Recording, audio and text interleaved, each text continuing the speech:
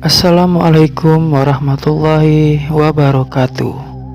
Selamat datang di channel Bincangan Misteri.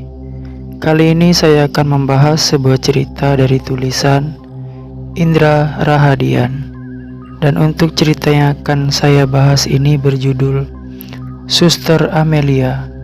Dan sebelum lanjut ke pembahasannya, tekan dulu tombol like video ini. Dan jangan lupa tekan juga tombol subscribe channel ini. Nyalakan juga lonceng notifikasinya agar tidak ketinggalan cerita menarik lainnya dari channel ini. Untuk kawan-kawan yang ingin membaca langsung ceritanya, silakan kunjungi link yang ada di deskripsi dari video ini. Seperti apa pembahasan ceritanya? Langsung saja kita masuk ke ceritanya.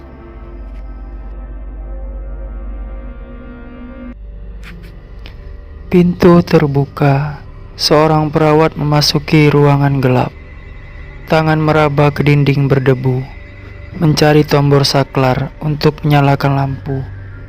Pintu tertutup seketika. Hening. Jerit histeris Sayup terdengar dan hilang ditelan kesunyian malam. Kamar nomor 39. Bangsal perawatan medis yang sudah tidak digunakan. 2 minggu lalu, ruangan dipugar menjadi gudang. Setelah lama diabaikan dan terbengkalai, konon pernah difungsikan sebagai kamar jenazah. Karena letaknya yang terpisah dari bangunan utama, pegawai rumah sakit biasa menyebutnya Pavilion 39. Sekilas tidak ada yang aneh dengan bangunan itu, namun desas-desus berhembus. Penampakan makhluk halus sering terlihat di tempat itu. Mitos tentang hantu bernama Amelia beredar dari mulut ke mulut. Sosok perempuan cantik tetapi menyeramkan. Kabar burung menyebutkan sosok itu pernah bekerja sebagai perawat di rumah sakit itu. Biasa terlihat melintas di lorong pada dini hari menjelang pagi.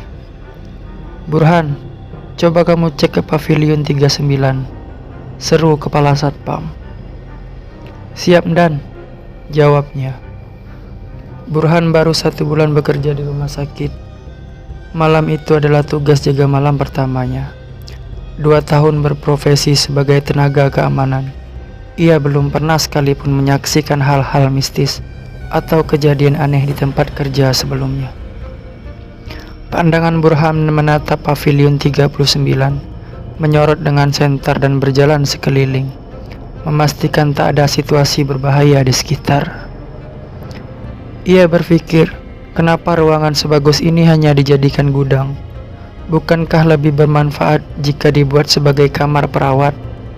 Pasien yang datang sering mengeluh soal ketersediaan kamar. Tiba-tiba Burhan dikejutkan oleh isak tangis gadis kecil. Dia pun mencari arah suara dan menemukan seorang gadis berumur sekitar 6 tahunan. Tengah menangis terseduh-seduh di depan pintu. Gadis dengan gaun putih itu terlihat pucat. Dengan seksama ia menatap anak gadis tersebut.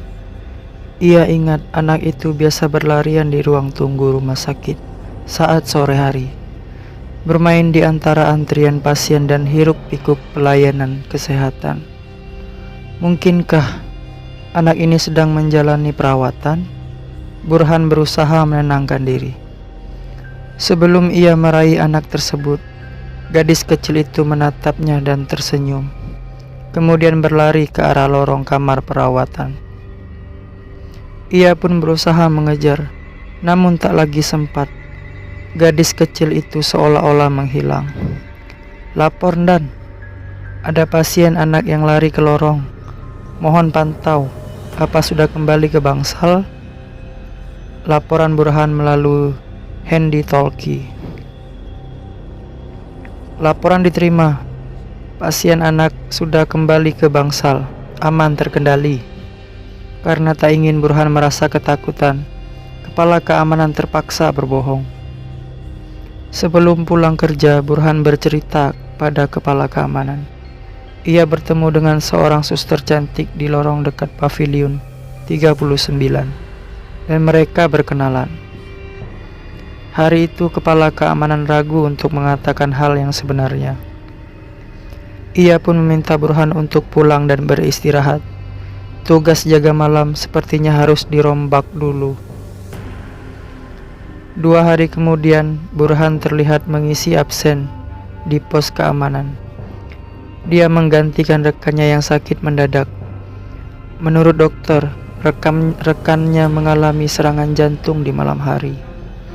Kabar yang beredar, dia melihat perempuan berpakaian suster yang tiba-tiba muncul di depan pavilion, menjulurkan lidah dengan wajah penuh luka dan darah. Burhan mengambil senter dan mulai berkeliling ke area rumah sakit, melaksanakan tugas jaga seperti biasa.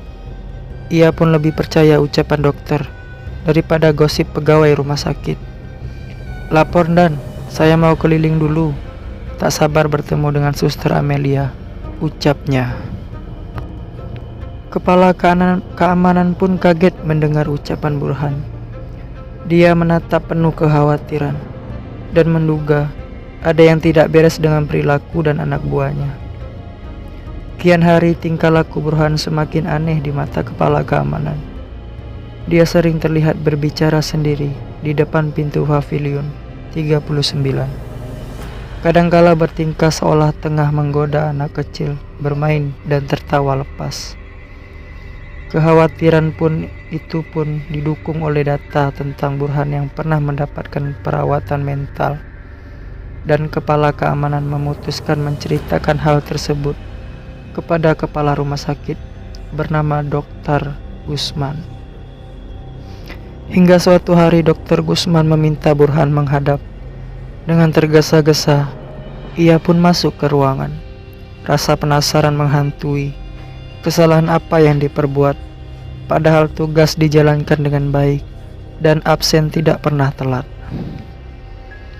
Mulanya pembicaraannya mengalir biasa saja tentang tugas dan suasana kerja, hingga Burhan bercerita tentang Suster Amelia dan gadis kecil yang tak kunjung sembuh.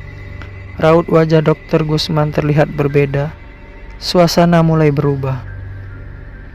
Dr. Gusman meletakkan kacamata dan berdiri di samping Burhan. Ia menyerahkan sebuah map yang berisi daftar karyawan dan meminta Burhan membacanya. Setelah itu, ia menunjukkan daftar pasien rawat inap melalui layar komputer. Burhan kebingungan membolak-balik daftar dan tidak menemukan suster bernama Amelia. Dia pun menatap layar komputer dan tidak menemukan pasien anak bernama Caca. Ulat lehernya tegang, keringat dingin mengucur deras. Dr. Gusman menarik napas panjang dan berkata, "Suster dan anak kecil yang kamu lihat, mereka tidak pernah ada di rumah sakit ini." Seketika tubuh Burhan bergetar. Kepalanya berat seperti tengah ditindih batu. Ia terpaku. Suster Amelia dan pasien anak bernama Caca, benarkah mereka bukan manusia? Ingatan menyeretnya pada wajah-wajah di masa lalu. 9 tahun lalu Burhan mengantar Amelia bekerja masuk shift malam.